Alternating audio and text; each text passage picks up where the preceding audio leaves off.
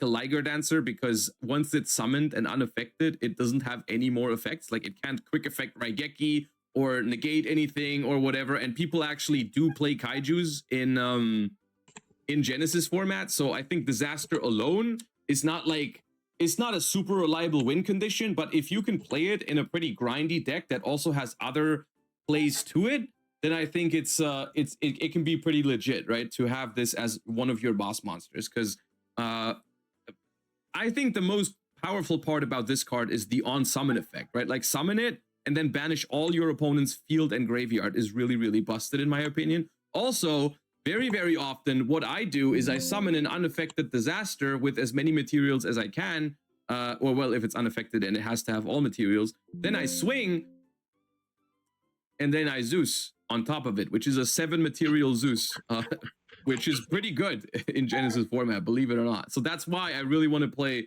That's why I really want to play the Zeus in this deck, if I can. But of course, Zeus is going to be an additional 20 points. So you really gotta have. You really have to like see if you can make the points work on this. But yeah. My favorite card in this deck is Here There Be Dragons. This is a card that I think most people don't play in this deck. But I've been finding this is the reason why I've been wanting to play this deck, because this is the most fun interaction that this deck has, in my opinion. This card is a quick play spell that says special summon a dragon ruler from your hand, graveyard, or banishment, and then immediately after this resolves, you can exceed summon a dragon ruler exceed monster using only dragon rulers you control. The reason why this is so cool is because you can pass your turn with Chasma and Eclipse on the field, which means you get the effect of Chasma on your opponent's turn to send Blaster and pop a card, and you get the effect of Eclipse of negating a spell trap. And once you've done that, then you activate Here There Be Dragons to reborn a dragon ruler, doesn't matter which one, and then you overlay those two into Disaster on your opponent's turn, which means not only have you got the value from Chasma, you got the value from Eclipse, but you summon the towers on your opponent's turn, so in theory you should be pretty safe to not lose the game or to not die, so you can outgrind your opponent, and you get the on-summon effect of Disaster. You banish your opponent's board as an interruption on your opponent's turn, not just when you hard summon it on your turn, but also on your opponent's turn. So that's why I love this card so much. I think this card is awesome. It has a great graveyard effect as well to recover banished dragon rulers. It says during your main phase, banish this card from your grave, target any number of banished dragon rulers with different attributes, and return them to the graveyard. You can only activate one of these effects per turn, not both, but it's great. It's great follow-up as well. So essentially the plan is set up these two on the first turn, have this card face down, and then outgrind from there, which I think is awesome and fun and exactly the way how I want to play this deck. Now, you guys are asking a very good question, which is this card searchable? The answer, no. Unfortunately not. They did not give Dragon Rulers a way to search this card, which I think is very sad. You cannot search this card. The only thing that we have, and this is why this version of the deck is what I've been preferring, right? Is we have to power through our deck, we have to deck thin, and we have to draw cards. That's all we've got. So we cannot set this up every single time, but there's a couple of tools that we have, thankfully, that can make it happen. So, and this is the reason for this entire version. I'm playing Sacred Sword of 7 stars, which banishes a level 7 monster and then draws you 2 cards. But that's once per turn. If you draw multiple copies, you can't use them. This is why I've built this deck around this card. All right, Super Rejuvenation. And it'll make sense in a second, trust me. So this card, for anyone who's played in Dragon Ruler format in 2013, you're going to remember this card. It was a menace back then. This card says, during the end, it's a quick play spell. During the end phase, you draw cards for every dragon that has been tributed or discarded from your hand during the entire turn. So basically, if you discard Stream and another dragon to summon Tidal from the deck, if you activate Super Reju, it draws 2 cards. However, on average in this deck, if you don't brick, this card is consistently going to draw you 6 or even 8 cards. So the new baby dragon, right? Spectral, the new baby Spectral discards itself and another dragon to search 2 dragon rulers from your deck. So this card alone, you discard this and another dragon, search 2 baby rulers. If you can discard these other 2 baby rulers, that's already going to be 6 cards that you draw in the end phase. Then you can do other things, like you honestly, with the armed dragons in rotation, you have infinite discard fodder. You can search more baby dragons with Chasma. You can even tribute summon the dragon rulers sometimes, because the deck doesn't really have a normal summon. So you can tribute summon dragon rulers to draw more cards. And if you draw into extra copies of Super Rejuvenation in your end phase, you can also activate them because it's a quick play spell. So you can draw more cards with those as well, and it's the same amount. You don't have to activate this card and then count after. It counts retroactively as well. Like if you draw this at the end of your turn, you can activate another copy to draw infinite cards, which was really broken in 2013, which is why it got banned. However, in TCG right now, this card is at 3 again, and no one cares because it's the end phase. You're drawing cards in the end phase if you have already full comboed. Who cares? Well, I do. And now you're going to ask the next question, how does that help with setting up Here There Be Dragons? Because it's a quick play spell and we're in the end phase. How can I set it as an interruption on the opponent's turn? And that was a huge problem for me that I talked about in one of my videos after I presented this deck for the first time. I was like, you know, it's unfortunate we can't search this card, and if I draw it in the end phase, I can't set it.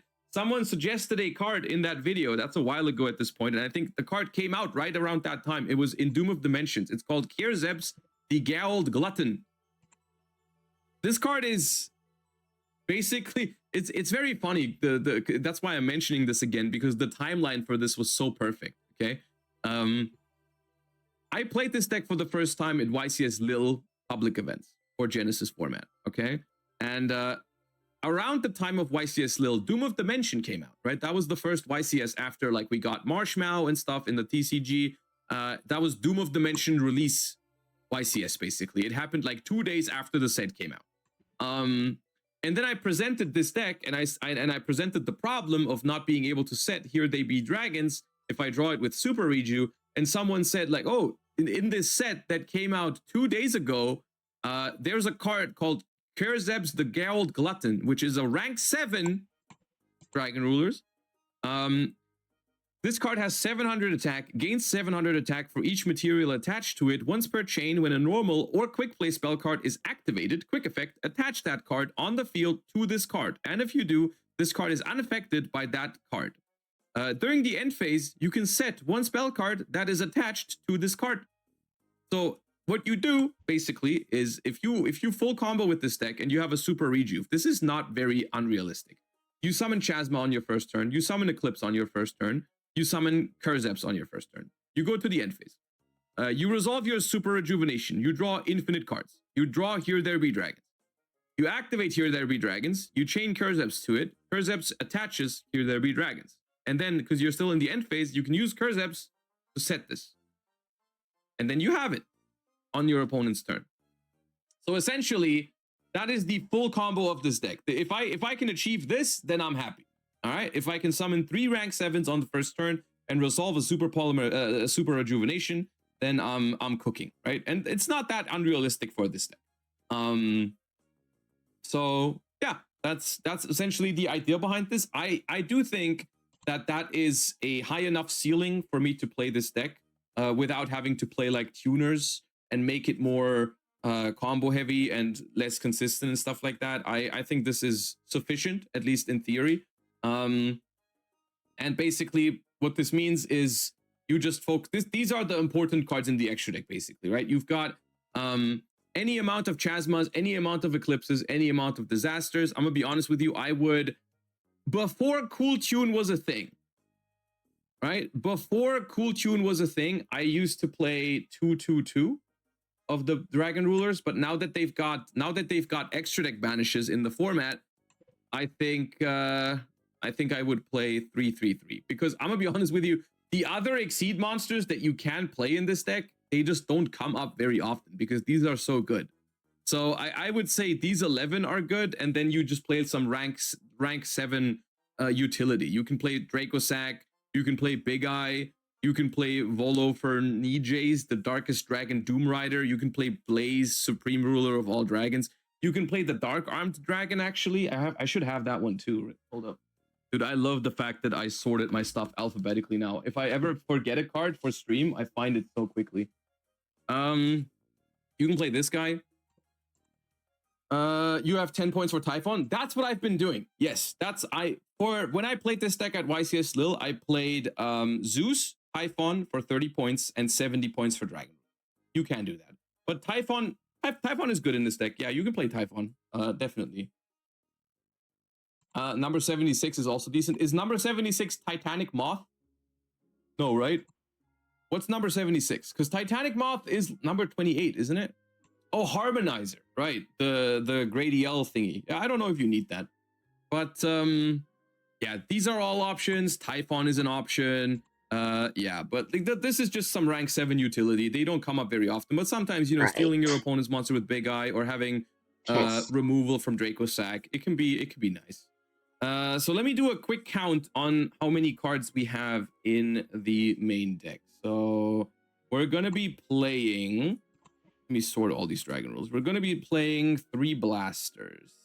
We're going to be playing 3 Tempest. The reason these two are the most important, in my opinion, is because Blaster, you always want one in the deck so that your Chasma can pop. Also, Blaster is the biggest one. I think that's why Blaster is important to have at 3, because it's big and you need it in the deck so that your Chasma can pop a card on the field. Tempest is the most important one. I don't know if I said that. Did I say Blaster was the most important one? Blaster is important. Tempest is the most important one. Because when you banish Tempest, you can search the armed dragons. That is, in my opinion, I don't know how many of these we're going to fit, but the armed dragons are really important to have so that you can facilitate all your discards. So I think Tempest is very, very important for its search effect. The least important ones are Tidal and Redox because their discard effects are not that relevant. This one is Foolish. This one is Reborn, which are both good. They're not irrelevant, but they're the least relevant. So that's why I've been doing 2 and 2 on these. That was my ratio with the big dragon rulers. And so far, if we decide to not play Typhon, we could play another copy of one of these, or we could spend 10 points on other non-engine. That's something we could do. And then for the babies, obviously, you're going to play 3 copies of Spectral, the new one, the new light one. This is by far the best baby ruler because it says discard this and another dragon and search 2 dragon rulers. This is insane. And then the worst one is probably Nebulous because Nebulous is discard, and a dark or dragon, and then target 2 banished dragon rulers and special summon them. This is technically a really good ability because it gives you follow-up and it summons back dragon rulers that are already banished, which is neat for recursion. However, it's not a starter, and you can usually search it. So I think 1 Nebulous is completely sufficient. And then for the babies, I've just been running 2-2-2-2, which is the standard from back in the day. I'm not sure, honestly, if you could play more, but the space is going to be really tight. So this is like, I would say, it feels like the perfect amount of dragon rulers, but it's also, I think, the minimum. Like, I think there's a world where you play more baby rulers and more big rulers if you can fit them. If that's what you want to prioritize, is as much gas and consistency as possible. I think specifically a 3rd Lightning could be good because you want to get to Tempest as fast as you can. So I think a 3rd Lightning could be a consideration as well. So this is 22 cards, okay? This is 22 cards, and then we're playing 3 Here They Be Dragons, 3 Super Rejuves, and 3 Sacred Sword of 7 Stars, which puts us to a total of 31 already. So you can already see where the problem is. If we play the 9 armed dragons here, the full package, we're already at 40 cards with 0 non-engine, which I actually don't really have an issue with that. I wouldn't even mind. Also, there's pile armed dragon, which you can play as a 1-of here. but this would already be 41 cards. We would this is kind of like what I mean. The way I want to play this deck, the way I interpret the playstyle of this deck, is kind of like it's very limited in terms of non-engine. But to be honest, this deck doesn't want to draw that much non-engine. Like, you don't want to have 2 or 3 hand traps in hand because you just want to have all stuff that you can discard for your dragon rulers. So I really like the way this deck looks, honestly. I've not been, as you can see from the sleeves here, I've been playing 2, 2, and 2 on the armed dragons. That's why these are in other sleeves. So I've been doing, this was my armed dragon ratio, 7 of them. But I would really like to play more, even if I can. Pile armed dragon is a card that you can search with these 2 and with Tempest. This unfortunately does not have an effect when it's discarded. Instead, it's another one that can discard. This card says you can send one other wind dragon monster or one other level 7 or higher dragon monster from your hand to the grave to special summon this card. And then it can send an armed dragon monster from hand or deck to the graveyard and then target a face-up monster you control. That targeted monster gains attack, blah, blah, blah. So it's a level 7 that can summon itself by discarding a big dragon ruler from your hand or an armed dragon. So it can trigger the armed dragons, and discarding the big dragons is kind of free. So it's a free level 7 body. And then it can also send an armed dragon from your deck to your grave, which triggers one of their effects. So I've been liking this as a one-of because you can search it with so many cards. And sometimes you just need one extra level 7 body. And so Pile Armed Dragon has been really good as a one-of. One thing I would like to play, maybe, I don't know. Because what we could do is we could just max out on armed dragons, right? We could just max out on armed dragons, and then we would have a 40 card deck, and that could work. Which is basically all gas, no brakes, literally 0 non-engine. One thing I'm a little tempted to do, and I think this is more like my advanced constructed brain, right? My advanced constructed brain really wants to put non-engine in here that I can draw with super rejuve in my end phase, right? Something like a Nibiru that I can draw when I'm resolving super rejuvenation for 8 cards. Even if it's just a one-of, right? It's not that unlikely that I'll find it. It's not that unlikely that I find a Nibiru if I play 1 copy, right? Because at the moment, remember, we are at 90 points. We have 10 points to spend, which would fit 1 Nibiru. 1. But when I'm resolving super rejuvenation, I can just draw that. You know, if I resolve a super rejuve for 6 or 8 cards, and then I draw another super rejuve, I think the chance I'm finding that Nibiru is actually not bad, right? Any good free quick play you could use twice on your turn and opponent's turn? You mean like if I already have Here There Be Dragons and I summon the Kerzeps, and then I think if I already have Kerzeps, I can just not, if I already have Here There Be Dragons, I can just not summon Kerzeps and instead summon, like, I don't know if there's another interruption here even, but I think this is an interruption, right? This is a quick effect if it has a dragon as material. Yeah, this is a rank 7 that detaches 2 material and pops a face-up card on the field. And it's a quick effect if it has a dragon. So if I already have this quick play spell, I don't have to make Kerzeps, I just make this. So yeah, that's my little presentation on dragon rulers. It's a really fun deck. It's a really fun deck. I like it so much in Genesis, and this is one of the reasons why I like Genesis is just because from my experience, this deck works in Genesis, but it has no chance in Advanced Constructed. It's got no chance in Advanced Constructed because you're just all engine just doesn't work in Genesis in Advanced Constructed format. In Genesis, it can, I think. It would maybe it would be a different story if there was actually decks in the format that can't out Disaster, but like it's not Liger Dancer. It doesn't like Regeki the board. So as soon as your opponent plays a deck that can summon a monster that's bigger than Disaster, they win. They win on the spot. So yeah. So yeah, any Axis Code or any Gorgon of Zilophonia, any whatever, it just beats the Disaster. So you don't even have that win con, right? But it's a cool deck. So For the honestly, for the side deck, I'm not sure. Like I've been playing Twin Twisters in this deck because all the dragons are kind of like free discards. You could play Ultimate Slayer to facilitate.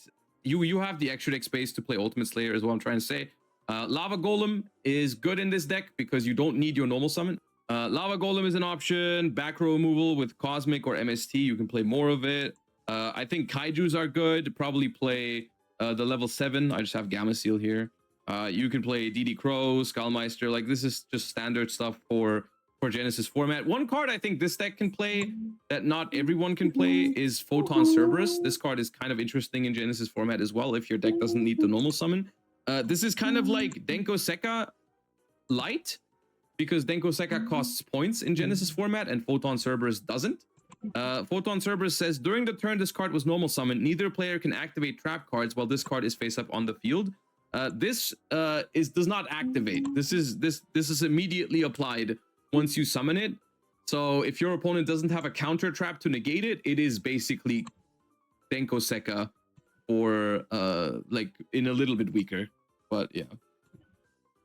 Where is Ankh finding these cards? Okay, so this card, I am aware of this card because it was summoned against me when I played Paleo back in the day. That's like 10 years ago at this point.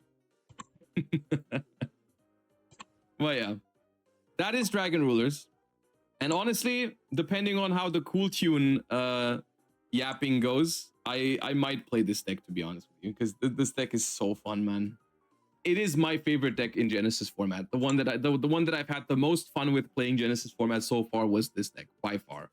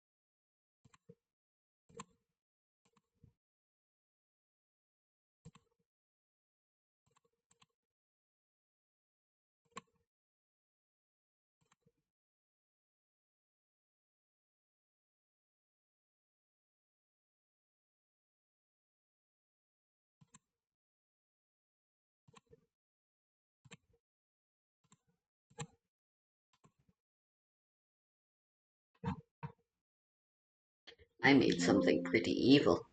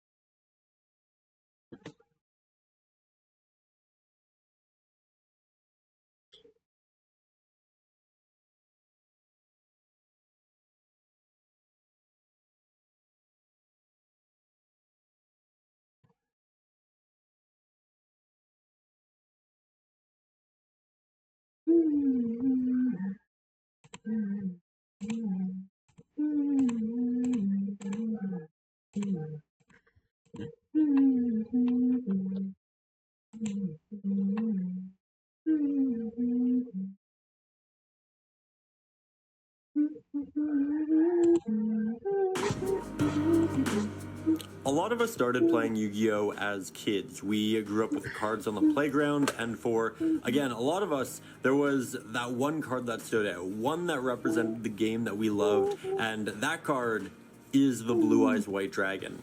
I know it, you know it, your mom probably knows it, and what's incredible is that in the year of 2026, Blue Eyes White Dragon is still playable.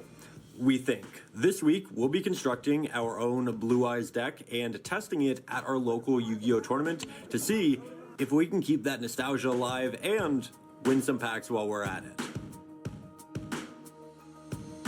Hey guys, it's Ryan. Welcome back. Today, we are going to, again, do the deep dive on Blue Eyes. We're going to take a look at the deck, we're going to take it to our local tournament, and we're going to see just how it holds up after getting that new structure deck last year.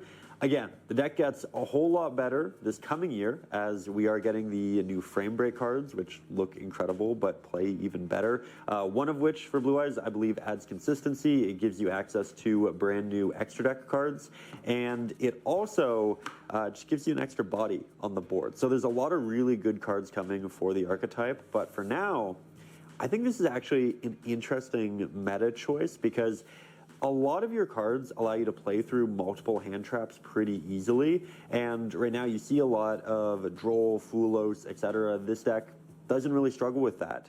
It does struggle, however, with drawing a couple cards you don't necessarily want to see.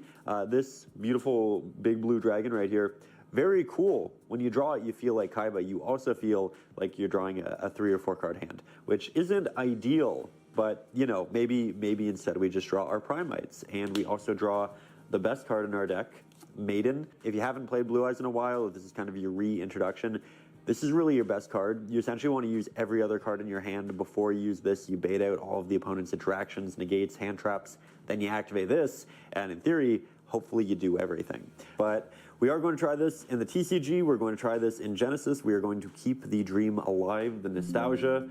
Again, I think we all have it. This is just, it is the archetype for Yu-Gi-Oh, right? In addition to Heroes, don't think I forgot. We are doing a lot on Heroes as soon as Maze of Muertos comes out, because the new main deck masked Heroes are going to make a really big difference. I am excited for all of it. That said, let me show you the deck, and we'll continue on. For all of you OG Blue Eyes enjoyers, I know only 2 Blue Eyes.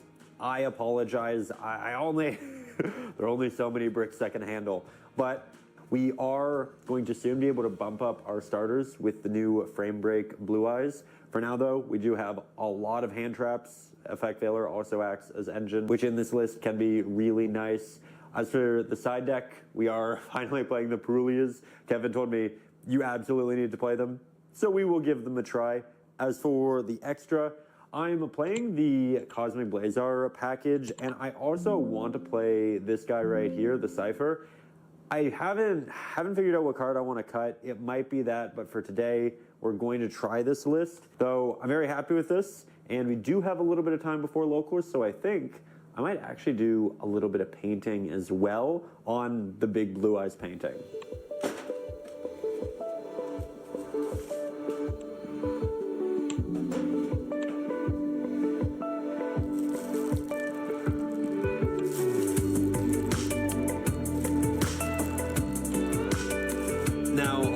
stopping at regionals, one of my big goals for the year is finishing this big painting of the Blue Eyes White Dragon. And it's one of those things where I've loved working on it, but again, big goal for this year is actually finishing. Actually really happy that we are still doing this in late January. I think in the past when I've made New Year's resolutions, 20 days in, I might have been on it, I might have forgotten about it, but here, staying consistent. And I think if I want you to get anything out of this segment here, it is just a reminder to continue with your goals into February. You don't need to make big progress, you don't need to make fast progress, just continue taking those steps, little steps. They accumulate, they add up, they turn into big steps. And at the end of this year, I want to have this painting done, and I want you to also feel accomplished in that which you have endeavored into. So as an update, ended up redoing a lot of the head, which I didn't intend to today, but I think it looks a lot better. And we'll continue tweaking over the time. Down here we have the hands, also not looking too bad. Put in a little bit of work on the foot, but that needs a lot more. So overall, good day, good update.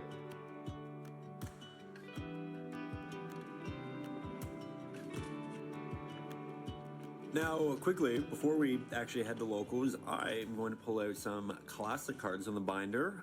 Friend to the channel, actually, Cyber Dragon, as I'm going to sign a couple to send out to some of the Patreon supporters. And I always typically say this at the end of the videos, but I do just want to say a big thank you to everyone up over on Patreon for supporting the channel, for believing in Athena and I, for helping us get to the point where we can hire editors and make more of these each week. It means a lot because these are real love letters to the community, and it means a lot to see that you also appreciate them, that you enjoy them, that you want to support them. So big thank you to all of you. What if they're playing with a And starter that, deck? we are I'd feel kind of bad right now if that was the case.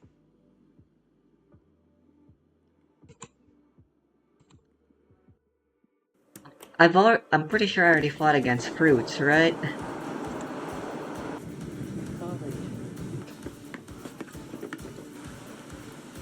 This doesn't feel like a starter deck. Nah, they're playing some blacks. At the very least, they edited it. Stuff on it. They have all the cute stuff on it. What is the flavor? It's a ultra fantasy ruby red. A rouge. I'll take this fight seriously as I always do. It's so good, guys. So good. So we made it to 401 games, ready to play some cards, and table 31. That can't be for us. This number. 13. Yeah, 13. Yeah, that looks more correct. We are here for the review. Really thinking about it. It kind of just tastes like a sweeter white monster. Kind of reminds me of the Evil Twin archetype, at least the hues. Shout out to Brian from Crush Cards.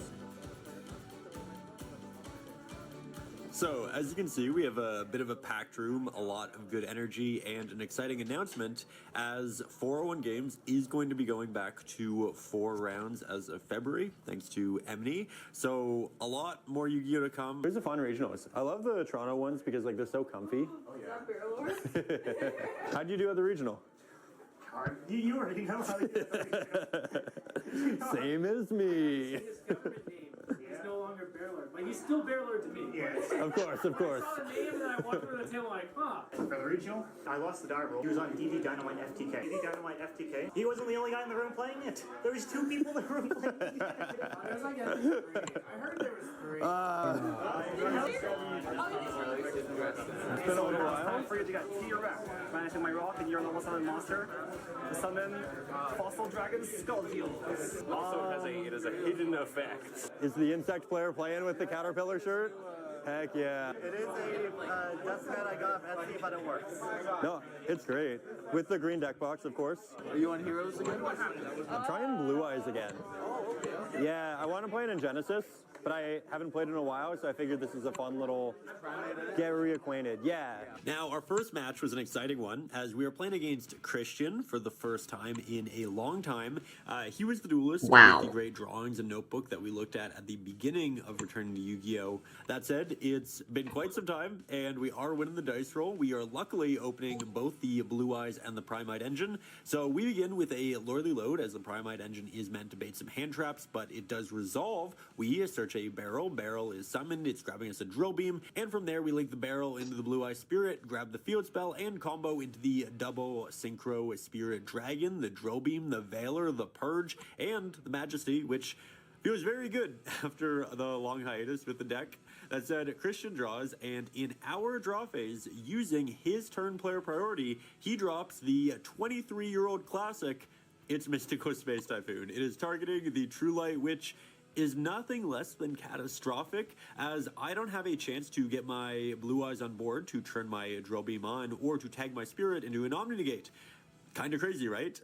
To play around this, I would have to have left a Blue Eyes on the end board or pre-tagged the spirits on my turn. That said, I do tag a spirit into an ultimate dragon, so when the True Light destroys it, I can special back a Blue Eyes, which does in turn turn the Drill Beam on.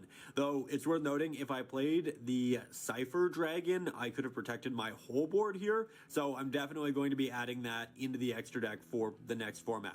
Now, Christian activates a chant to add, and I meet him with a Purge to negate. Now we see the follow-up of a Vision, and we fire off the Drill Beam. Swen is then specialed from hand, we drop the Veiler, and he scoops it up. So we luckily took that game one after a very scary MST.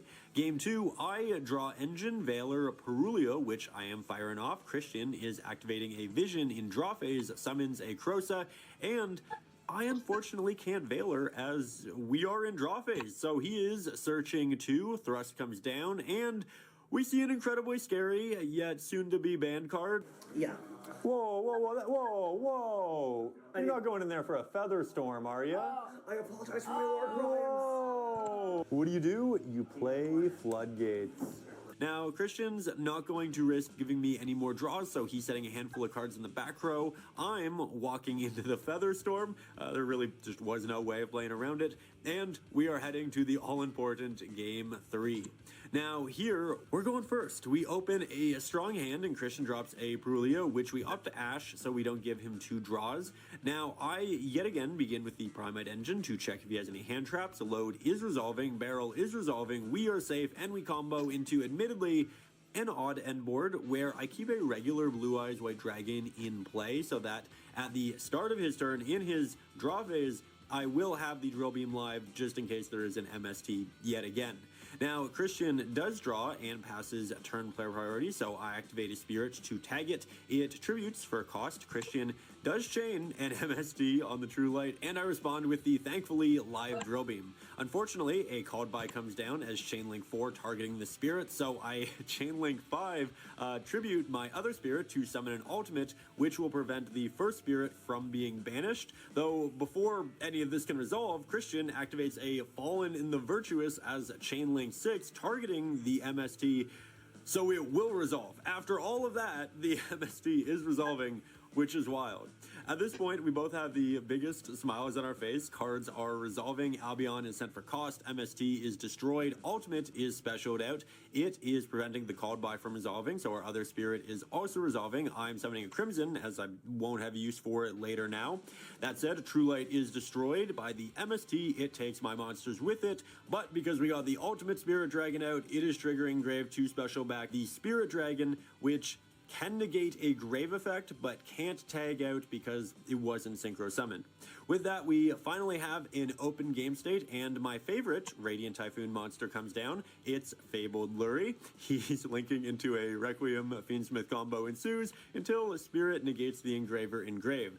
Christian's not done though, as he does have a talent. It is activated, it is stealing the Spirit, and he's linking the two bodies into sequence. This gets him into the Caesar. We eat some damage, and in the end phase, a Fallen the Virtuous is set to his back row. I draw into a Droll, and while I can get my barrel back in standby, I can reset the Drill Beam. Blue Eyes really can't push through the Caesar, so we are not winning this one, though we did learn a lot as the importance of having an Omni-Negate pre-opponent's draw phase with Radiant Typhoon in the meta. Also learned that I do need to add a Cypher into the extra deck for this upcoming format. And it was also just really nice to play with Christian again after all this time. It's one of those things where we both go to locals every week, but because it is a larger locals, we don't always get paired up against each other. So it did feel like a really nice reunion, and I did really appreciate that he gave me the rundown on Radiant Typhoon because it is Wow, a deck that this I think thing. I'm going to have a This lot thing of is fun fucking playing as well. ridiculous. So updates on that in future vlogs. Now, we also played against White Forest. This deck, as y'all know, is my kryptonite. However, we actually scraped out a 2-1 win there. I would elaborate on this one, but I still don't really know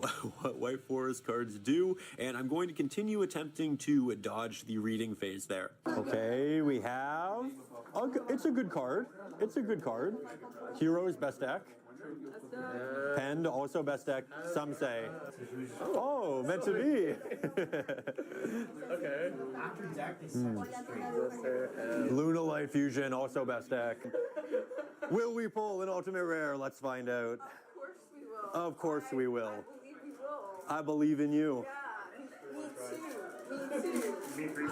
I don't remember what altis come in this one, but I believe we are going to learn right here, right now. Is it Blue Eyes? Oh, it's a cute. It's a Kita! Oh! You still need another? But you play the deck. Yes. That's the card you've been trying to pull. Yes. You pulled 3 Joko and no I pulled Kitu? 3 jokels and a cupsy. Oh. That's actually a really good form. Can I interest you in a trade? Ooh. They sold. Oh. Okay, Bear Lord. I literally kept my mouth shut. It's like, oh, she got it. It was Like, I saw it, and I'm Merry Christmas. yeah. I'm not going to play Draco Tail. You will. Okay, I'm not gonna lie. I did it. Here, I'm not here's gonna what we'll do. Athena. We'll do a trade. Oh? Ooh. Oh.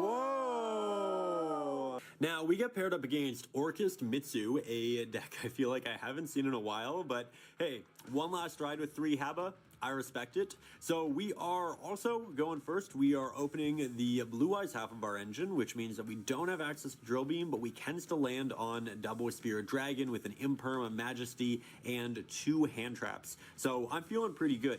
Now, a Fua was drawn for turn, and it is activated, which is oddly actually pretty good here, as the spirits do special summon from the extra deck. With that, I am going to activate the Ash to negate it. Prayers then hits the board, and we hit that with the Purge. Now that we are short on hard stops, I tag the Spirit into the Ultimate Spirit Dragon. Ultimate is then met with an Infinite Impermanence, but luckily I had the Neo Blue Eyes Ultimate Engrave, which negates it, since Imperm targets a Blue Eyes monster, and this prompts a concession, so we are taking the first W. Now we are heading into game 2. I open 3 hand traps, which again feels great. We drop the Purge on a Prayers and Imperm on a normal summon Girsu, as well as the Fua just in case he can extend. Luckily for me, there is not an extension. We are drawing into an Imperm for turn. We are dropping the Maiden to activate the True Light from hand. I assume I'm winning here until we get hit with the Bell, followed by an Impulse. And well, fair play. It's a lot of hand traps on both sides. I can't get to anything meaningful here, and on the next turn, this game is sealed. So it's GG's. We are heading into the all-important game 3. Now, we are drawing into the Blue Eyes half of our deck. We get ashed early on a Wishes for Eyes of Blue, but still have the Maiden of White so we can keep playing.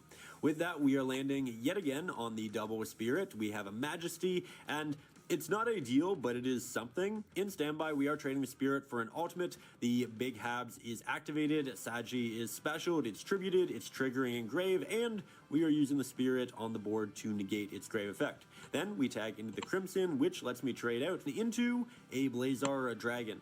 Now, pre-prep is activated and negated by the ultimate, then Blazar stops the summon of a Girsu, which prompts a pass back, and we are able to take the match win with the big swing. So our last run against Habs at 3 went pretty well, and it was also just a really nice match of chatting back and forth. That said, this does mean we are going X1 with Blue Eyes on our first week back, and it was a great first week back. It was nostalgic. It was a strong deck. There were no hard bricks. And again, the deck is going to get so much better once we get the new full frames, the new full arts. It's just going to be so good. So with that, great start. And we are going to go grab some prizing. It was still gonna result in the same thing. So what we're saying is Blue Eyes is just a really good deck, right, guys? Yeah, blue. Whoa, whoa, that's a big laugh. Whoa, I have your prizing for today. some nice packs right there. Yeah. Now, do they have the Starlight? Do you feel it? Okay, X-ray vision. Yeah. You know, I'm gonna say no. Okay. Honest Because answer. X-ray vision is fake, and I'm doing this for a bit. Oh. I'm not Superwoman, you know. They sure work fast. Okay. That was a $100 card once upon a time. I have illusion. Okay. So we had a great time opening some packs. Emily showed us the new bulk box she initiated, where you can drop off your extra cards that you don't need, and other players can grab Maybe them, maybe I'm interject them playing a into little their decks. overkill We with also this. pulled a wide collection of Heka hand For altars, sure. which I do maintain as some We of the can try best modern Ancient artwork. Slash. It So would be that was funny. pretty cool. With that, we also are going to be doing a couple videos on It'll make it Typhoon, easier to achieve our Blue Eyes alternate Heroes, and Genesis. So form if of you haven't dealing already, damage. do subscribe. And again, if you do want more Blue Eyes content right here, right now, I did just upload another vlog where we took Blue Eyes to another locals up over on Patreon. There'll be a link to that. But also, as always, just big thank you to our Patreon producers in Emily Chen, Hugo Taborda, Benjamin Bloor, Zach Sullivan, Tyler Martin, Kevin Compt. All of y'all are wonderful. I appreciate you, and we'll see you in just a couple of days with Big another Cat new is one. also So alternatively until then, kind of keep warm, a better stay choice safe, as stay well. happy, and More draw peace power. and love. You gotta love it.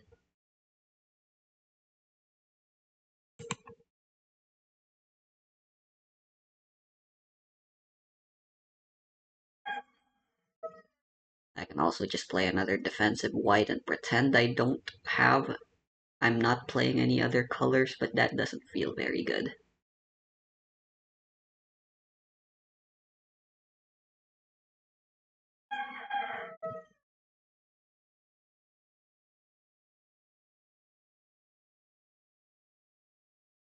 Don't really need Ancient Slash. The game lasts long enough so that after the 10 cards getting milled out, it is possible to just naturally mill the opponent out over the course of the draw phases that they inevitably go through.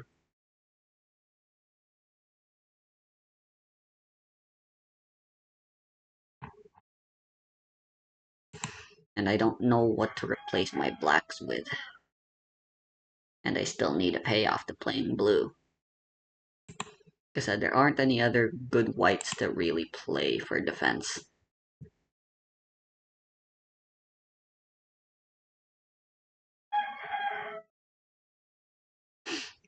The discard is technically also graveyard setup for Super Hellas Saber. Eh?